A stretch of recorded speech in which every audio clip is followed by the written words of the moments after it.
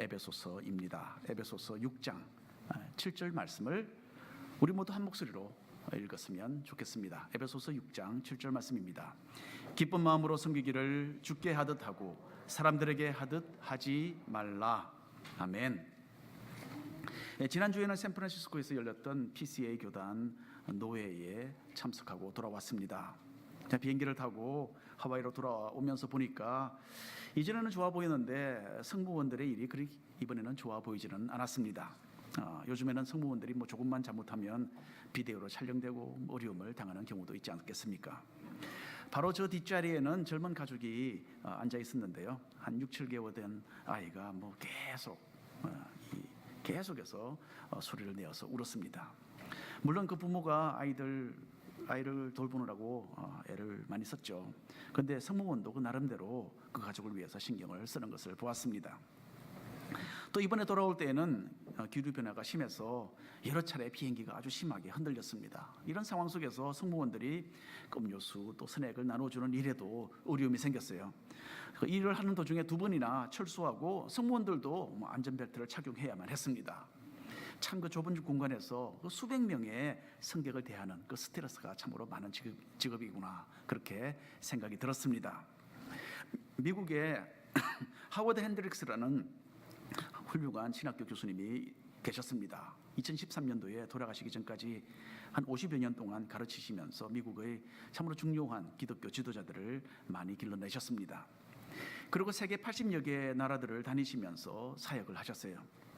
비행기를 많이 타고 다니시는 이 유명한 교수님에게 아메리칸 에어라인 회사는 조금 독특한 요청을 했습니다. 비행기 여행을 하시면서 느끼는 점이 있으면 주저 말고 회사에 좀 알려주시면 좋겠다라는 그런 요청이었어요.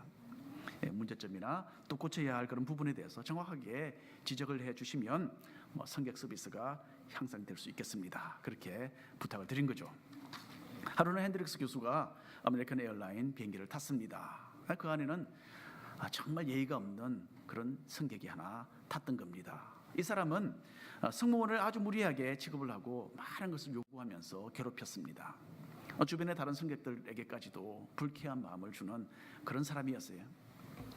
핸드릭스 교수는 이 무리한 승객을 대하는 여자 승무원 한 사람의 모습을 유심히 지켜보게 되었습니다.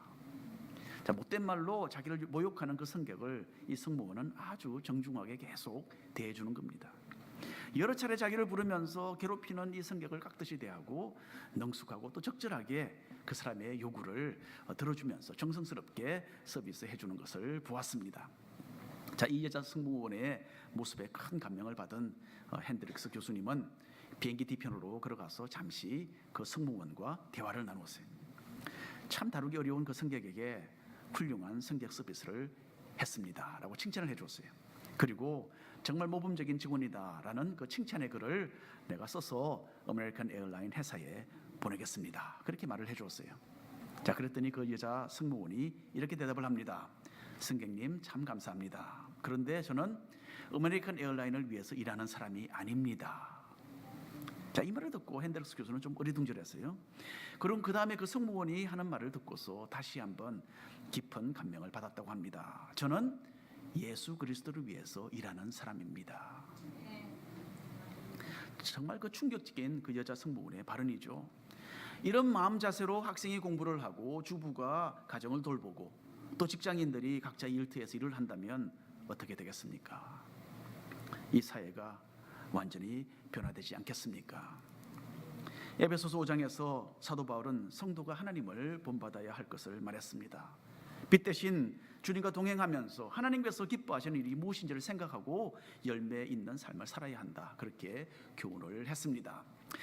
성령으로 충만하여서 늘 하나님께 감사드리고 찬양하며 또 서로 피차 복종하는 그런 겸손의 자세를 갖추게 될 때 우리는 비로소 하나님이 원하시는 그런 의의 열매를 맺을 수 있는 것입니다. 믿음의 형제와 자매들과의 관계에서 갖추어야 할 이런 신앙의 모습은 가정 생활에도 그대로 적용되어야 합니다. 그래서 사도 바울은 아내는 남편에게 복종하고 남편은 아내를 헌신적으로 사랑하는 그 믿음의 가정을 세워나가야 할 것을 말했습니다. 예수님의 겸손과 희생을 본보기로 삼아서 살아간다면 이 사랑과 존경이 있는 그런 그리스도인의 가정들로 변화되어 갈 것을 믿습니다. 자, 이제 에베소서 6장에 접어들어서 사도 바울은 가정을 형성하는 구성원들의 관계에 대해서 이제 추가로 또 언급을 합니다. 자, 가정에서 부모와 자녀의 관계, 그리고 또 그 당시에 존재했던 종과 상전의 그 관계에 있어서도 주님께서 중심이 되셔야 했던 것입니다. 사람에게가 아니라 주님께 한다라는 이런 마음 자세를 갖춤으로써 하나님께서 인정하시고 또 축복하시는 성도님들이 되시기를 바랍니다. 먼저 오늘 이 에베소서 6장 말씀에 보면 부모에게 순종해야 할 것을 교훈하고 있습니다. 자, 부부의 관계에 이어서 이제 사도 바울은 부모와 자식의 관계에 대해서 교훈을 합니다. 자, 하나님께서는 믿는 가정에서 자식이 부모에게 어떠한 자세를 갖추어야 하는지에 대한 아주 정확한 기준을 제시해 주셨습니다. 에베소서 6장 1절 말씀인데 한 목소리로 읽어보겠습니다. 자녀들아, 주 안에서 너희 부모에게 순종하라. 이것이 옳으니라. 이것이 옳으니라. 자, 이 말씀은 아직 특별히 성인이 되지 않은 젊은 자녀들에게 하나님께서 들려주시는 내용입니다. 오늘 이 자리에 제가 둘러보니까 아직도 결혼하지 않은 우리 젊은이들이 많이 있습니다. 언젠가 결혼하게 되겠죠. 그러나 그때까지는 부모에게 순종해야 합니다. 부모의 지붕 아래서 보살핌을 받고 성장하는 우리 자녀들은 마땅히 부모의 말을 귀담아 듣고 순종해야 하는 것입니다. 여러분, 이 세상에는 갖가지 다양한 모습의 사회가 존재해 왔습니다. 하지만 자식이 부모의 말에 순종해야 한다는 것은 모든 사회의 공통적인 질서의 한 부분입니다. 따라서 동서문화를 막론하고 그대로부터 자식이 부모에게 순종하는 것은 당연한 이치로 인정되어 왔습니다. 누가복음을 보면요, 예수님께서도 육신의 부모에게 순종하셨다라는 내용이 기록이 되어 있습니다. 누가복음 2장 51절 말씀을 읽어드립니다.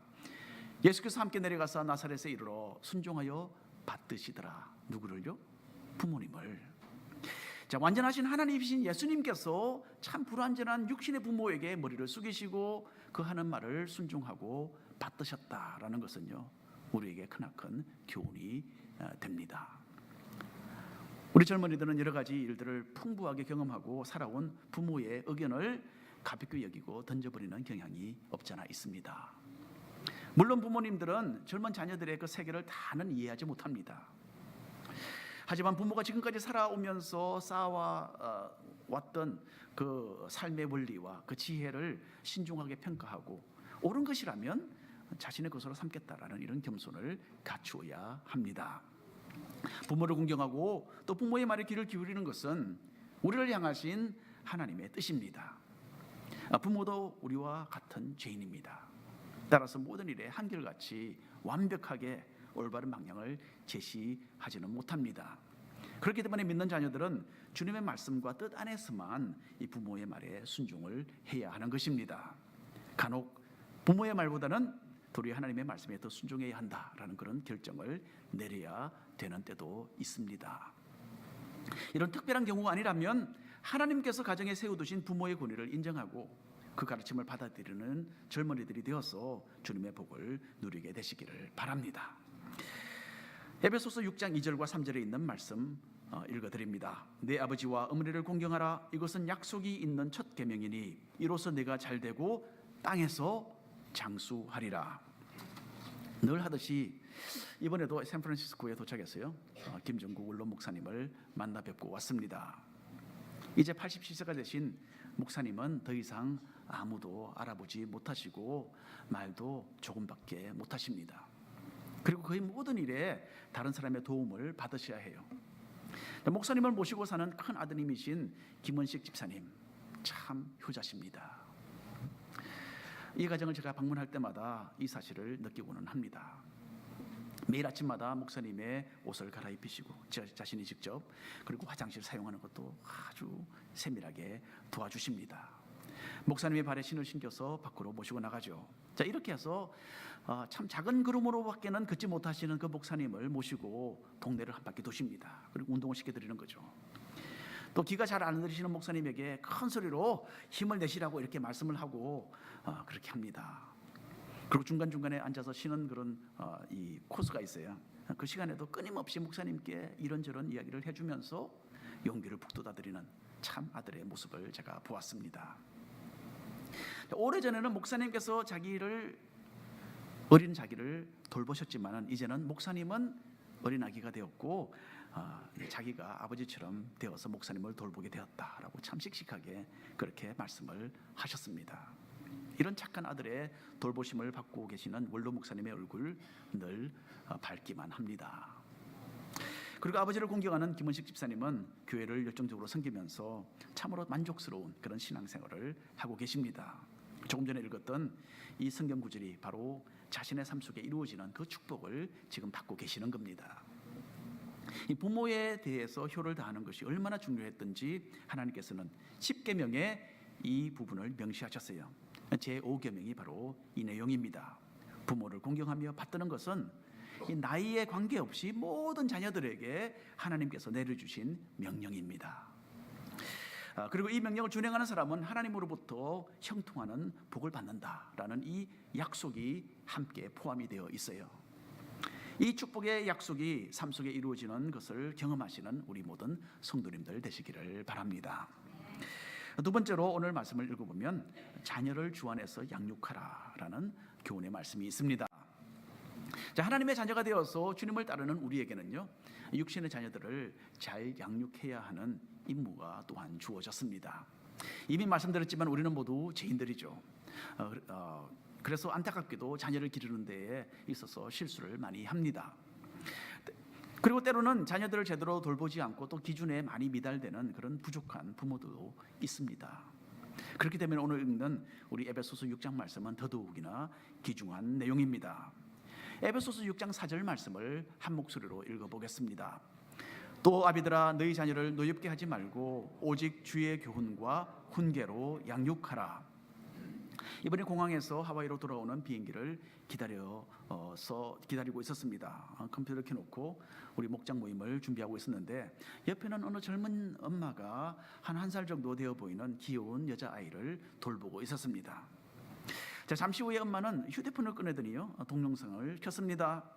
무슨 코미디 프로그램이 있는데 웃는 소리와 함께 아주 험한 욕설이 그냥 그 휴대폰에서 마구 쏟아져 나오는 거예요. 그 순간 제 입에서는 한숨이 흘러나왔습니다. 이제 몇 년이 지나면 저 귀여운 여자아이의 입에서도 이런 엄청난 욕이 흘러나오겠구나라고 생각했습니다. 물론 엄마는 나중에 아이에게 욕을 하지 말라라고 말을 하겠죠. 하지만 눈으로 보고 귀로 듣는 것이 교육이 되어서 이 여자아이의 그 참 삶은 정말 파괴적인 그 궤도에 올려놓게 되겠다라는 걱정을 하게 되었습니다. 우리 부모가 자녀들에게 어떤 본을 보이고 있는가, 이거 우리가 생각하지 않을 수가 없습니다. 특히 이 구절에서 아버지들의 역할이 강조되고 있습니다. 그렇다고 어머니들은 상관이 없다는 말은 결코 아니죠. 부모 모두에게 적용되는 내용입니다. 다만 아버지들이 특별히 듣고 기억해야 하는 부분이면은 틀림이 없습니다. 하나님은 아버지를 가정의 지도자로 세워주셨습니다. 어린 자녀들에게 아버지가 가지는 그 영향력은 우리의 생각을 초월합니다. 아버지들이 자녀들의 그 마음에 상처를 입히지 않도록 주의하는 것, 이건 너무나 중요합니다. 건전한 아버지의 모습을 보여주지 못하거나 또 늘 거리감이 있는 그런 아버지로서 자녀들에게 실망을 안겨준다면 우리 아이들의 장래는 어두울 수밖에 없는 것입니다. 그리고 아이들이라 해서 무리하게 다룬다든지 또는 비웃고 자존심을 깎아내리는 그런 말, 정말 파괴적입니다. 이렇게 자녀들의 마음에 분노를 심어준다면 결단코 좋은 결과를 기대할 수 없는 일입니다. 하나님의 교훈과 훈계로 자녀를 양육하기 위해서는 당연히 부모가 먼저 헌신적인 신앙인의 모습을 갖추어야 합니다. 아이들이 배우고 터득하는 것의 80%가 눈으로 관찰하는 것으로 이루어진다고 합니다. 먼저 진실된 성도로서 올바른 본을 보이는 것은 자녀들이 건전한 신앙인으로 성장하는 데 지대한 역할을 한다는 것 잊어서는 안 될 것입니다. 자녀 양육에 있어서 가장 큰 문제 중에 하나는 가만히 있는 것입니다. 어린 자녀들이 함부로 행동해도 가만히 내버려 둔다면 얼마 가지 않아서 아무도 감당하지 못하는 고집쟁이가 되고 말 것입니다. 한때 영국의 왕이었던 에드워드 8세는 오래전에 미국을 방문하고서 이런 말을 했다고 합니다. 자, 미국에 와서 본 것 중에 가장 인상 깊게 남는 것은 부모가 자녀들의 말에 순종하는 모습이다. 그렇게 말을 했어요. 말이 됩니까, 여러분? 자녀들이 그릇되게 행동해도 바로잡지 않는다면 부모로서 우리가 하나님께로부터 받은 그 책임을 다하지 못하는 것입니다. 구약 성경에 보면 엘리 제사장에게 홈리와 비느하스 두 아들이 있었다라고 합니다. 이 아들들은 아버지를 따라서 제사장이 되었어요. 하지만은 하나님의 법을 업신여겼습니다. 그리고 하나님과 사람 앞에 큰 죄인으로 타락된 삶을 살았습니다. 자, 하나님께서는 이 아들들에게 제재를 가하지 않고 묵인한 그 잘못에 대한 책임을 아버지인 엘리 제사장에게 물었어요. 그리고 그 형벌로서 하루에 그 두 형제를 죽이셨습니다. 그리고 엘리 제사장도 그 아들들의 죽음에 대한 소식을 듣고서는 뒤로 넘어져서 목이 부러져 죽는 그 심판을 받고 말았습니다. 부모는 자녀들을 하나님의 교훈과 훈계로 길러야 합니다. 운동도 좋죠. 또 음악도 레슨이 가능합니다. 과외 공부도 필요하겠죠. 하지만 무엇보다도 신앙인으로 자라도록 이끌어가야 합니다. 자녀들이 성장해서 사회적으로는 성공했지만은 믿음을 저버린 그런 참 불행한 경우들이 우리 주변에는 너무나 많습니다. 나중에 여러분 후회하지 마십시오. 그래서 제일 먼저 믿음의 자녀들이 되도록 신앙의 본을 보이시고 교회를 중심으로 하는 그런 생활을 자녀들에게 장려해 주시기를 바랍니다. 세 번째로 오늘 보니까 무슨 일이든지 주님께 하듯 하라라는 그런 내용의 교훈이 있습니다. 자, 지금과는 달리 2000년 전 로마 시대에는요, 이 노예 제도가 아주 활발했습니다. 이 전 세계의 역사상 그 어느 사회보다도 로마에서 이 노예 제도가 성행했습니다. 어느 정도 형편이 되면 가정마다 종을 거느리고 생활을 했어요. 학자들에 의하면 로마의 그 인구 중에 세 사람 중 하나가 노예였다고 합니다. 그러니까 한 사람, 두 사람, 세 사람이면 그 중에 한 사람이 노예입니다. 그렇죠? 그렇게 많았어요. 자, 노예들은 가정에서 음식을 하고 또 빨래도 하고 정원도 가꾸고 옷을 만들기도 했습니다. 그리고 또 농장에서 고된 노동을 하는 노예들도 있었습니다. 자, 사도 바울이 가정에 대한 교훈을 마무리하기 위해서는 이 가정마다 있었던 종과 이 상전의 관계에 대해서도 함께 언급을 해야만 했습니다. 왜냐하면 에베소 교회를 형성했던 교인들 가운데는 많은 노예들이 그 가운데 포함되어 있었기 때문입니다. 그리고 또한 그 중에는 집에서 노예들을 거느리는 상전들도 있었습니다. 에베소서 6장 5절부터 7절 말씀을 한 절씩 나누어서 읽겠습니다. 종들아 두려워하고 떨며 성실한 마음으로 육체의 상전에게 순종하기를 그리스도께 하듯 하라.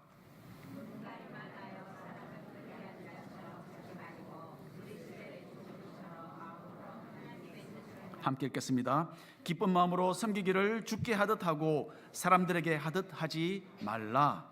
네, 오늘 본문 말씀이죠. 자, 어떤 목적과 의도를 가지고 일을 하는가에 따라서 그 일의 가치가 결정됩니다. 상전의 명령이기 때문에 어쩔 수 없이 집안의 온갖 일을 해야 하는 노예들에게는 그 노동하는 것이 하나도 기쁘지 않을 것입니다. 눈치를 보면서 최소한의 노력으로 일을 적당히 처리하려는 그런 유혹을 늘 받았을 것입니다. 자, 주인이 지켜보면 좀 더 노력을 기울이고 주인이 보지 않으면 꾀를 부리는 것이 노예의 삶이었어요. 하지만 하나님께서는 이 말씀을 통해서 전혀 새로운 시각을 제시하고 계십니다. 하나님을 두려워하는 마음으로 성실하게 그 주인의 일을 해야 한다. 그렇게 말씀하고 계세요. 자, 이렇게 육신의 상전에게 순종하면서 존경을 표하는 것은 하나님을 기쁘시게 하는 일이기 때문이다. 그렇게 말하고 있습니다. 그래서 귀찮고 하고 싶지 않은 일이라 하더라도 기쁜 마음으로 주님께 하듯이 그렇게 해야 한다. 그렇게 가르치고 있습니다. 지금부터 350년 전에 영국 역사상 가장 위대한 건축가로 손꼽히는 크리스토퍼 렌이라는 사람이 있었어요. 영국 런던이 대형 화재로 인해서 불탄 후에 크리스토퍼 렌은 그 불로 다 타버린 교회당 52개, 런던에 있던 교회당 52개를 다시 건축하는 참으로 중요한 일을 맡게 됩니다. 그 중에서 이 건축가가 가장 훌륭하게 세운 건물 성바울 성당이었어요. 이 성바울 성당을 새로 건축하던 중에 크리스토퍼 렌은 어느 날 이 공사장을 둘러보게 되었습니다. 그리고 그곳에서 막일을 하는 몇 사람에게 조용히 다가가서 무슨 일을 하고 있습니까? 그런 질문을 했다고 합니다. 한 사람은 나는 이 돌을 지금 다듬고 있는 중입니다. 그렇게 있는 그대로 대답을 했어요. 그 옆에 같은 일을 하던 다른 사람은 조금 다르게 대답을 합니다. 나는 오늘 하루 일당을 지금 열심히 벌고 있는 중입니다. 둘 다 맞는 이야기죠. 근데 세 번째 사람은 전혀 다른 차원에서 대답을 합니다. 나는 크리스토퍼 렌을 도와서 하나님의 영광을 위하여 멋진 교회를 세우고 있습니다. 이렇게 대답을 했어요. 여러분, 똑같은 일을 해도 이 세 번째 사람은 완전히 다른 시각을 가지고 있었어요. 자기가 하던 그 작은 일 속에 영원하신 하나님을 섬기는 목적이 포함되어 있다라는 그 영광스러운 사실을 제대로 인식하고 있었던 것입니다. 무슨 일을 하더라도 사람에게 하는 것이 아니라 주님께 하듯이 하라라는 이 오늘의 교훈은 2000년 전 노예들에게만 해당되는 말씀이 아닙니다. 직장에서나 또 교회에서나 가정에서 우리가 일상적으로 하는 일에 대하여 영적인 시각을 가질 필요가 있습니다. 이렇게 한다면 우리는 정말 보람되게 그리고 또 기쁨으로 이 모든 일을 해낼 수 있게 될 것입니다. 하나님께서는 예수님을 믿는 우리가 모든 일에 성실한 사람으로서 본이 되도록 하셨습니다. 옛날 노예들처럼 참 죽어도 하기 싫은 일을 할지라도 하나님께서 나에게 맡기신 일이라고 그런 생각을 해야 하는 것입니다. 그래서 성실한 마음으로 최선을 다해서 나에게 맡겨진 일을 할 때에는 결국에는 하나님께서 영광을 받으시는 것입니다. 주님께 하듯 하고 사람에게 하듯 하지 말라라는 이 말씀은 종들을 부리는 주인들에게도 또 그대로 적용이 됩니다. 9절 말씀을 한 목소리로 읽어보겠습니다. 상전들아 너희도 그들에게 이와 같이 하고 위협을 그치라. 이는 그들과 너희의 상전이 하늘에 계시고 그에게는 사람을 외모로 취하는 일이 없는 줄 너희가 알미라. 자, 종들이 하나님을 두려워함으로 주인에게 순종해야 하듯이 주인들도 하나님을 두려워함으로 이 종들을 대해야 한다라는 정말 파격적인 참으로 놀라운 교훈입니다. 여기서도 주님께 하듯이 해야 한다라는 이 원리가 그대로 성립이 되고 있습니다. 이 세상에서는 모든 일이 공평하지 않습니다. 그리고 사람들은 그 모습으로 다른 사람들을 평가하고 차별 대우를 합니다. 하지만 우리는 육신의 신분이나 형편에 따라 차별하지 않으시는 하나님을 섬기는 사람들이죠. 자신의 완전하신 성품을 닮아가는 우리에게 하나님께서는 다른 사람들을 유순하고 은혜로운 마음으로 대하라 그렇게 말씀하고 계십니다. 사람을 대할 때 주님께 하듯이 정중하고 또 진실되게 대한다면 하나님께서는 우리를 통하여 자신의 뜻을 아무런 막힘없이 이루어 가실 것입니다. 오늘 결론의 말씀을 드립니다. 오래전에 어느 영국 군인이 있었다고 합니다. 이 사람은 전쟁터에서 부상을 입고 그만 양쪽 눈에 시력을 잃고 말았어요. 소경이 되었습니다. 자, 음악을 공부했던 이 사람은 런던 그 병원에서 자기와 같이 부상을 당해서 어려움을 겪고 있는 여러 다른 군인들을 위해서 정성스럽게 피아노를 연주해서 들려주기 시작했습니다. 자, 때로는 피아노 소리에 상관하지 않고 떠들면서 시끄럽게 하면서 병원 복도를 지나가는 사람들도 있었습니다. 이런 때에는 자신의 그 피아노 연주가 과연 사람들에게 도움이 되고 있는지 의문이 들기도 했습니다. 하지만 다시금 마음을 가다듬고 자신의 최선을 다해서 피아노 연주를 계속해 나갔습니다.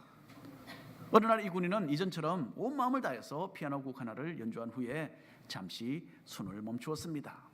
바로 그 순간 누군가가 한쪽에서 크게 박수를 치는 소리가 들렸습니다.